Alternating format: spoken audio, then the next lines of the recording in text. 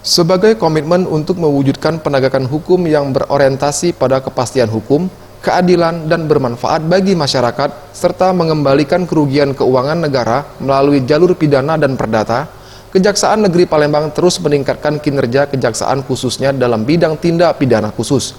Sepanjang tahun 2019, Kejaksaan Negeri Palembang telah menangani beberapa kasus tindak pidana khusus atau TPK, serta tindak pidana pencucian uang atau TPPU.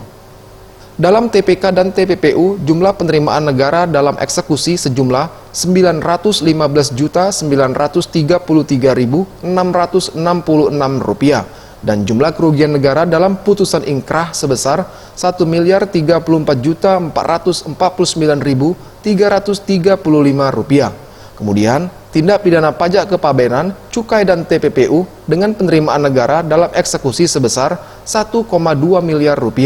Dan Kejaksaan Negeri Palembang telah menangani 9 perkara tindak pidana korupsi, TPPU, dan tindak pidana pajak kepabeanan cukai.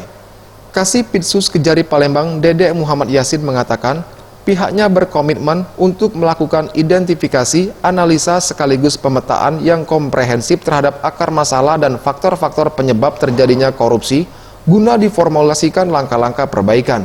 Di samping diperlukannya juga upaya untuk memonitor setiap kebijakan guna melihat tingkat kerawanan akan potensi terjadinya praktek korupsi.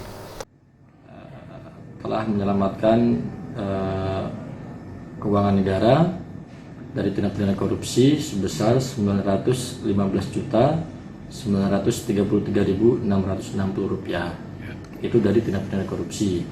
Sedangkan dari tindak pidana pajak kita sudah setorkan ke kas negara sebesar Rp1.200.000.000. Tim Liputan Sriwijaya TV.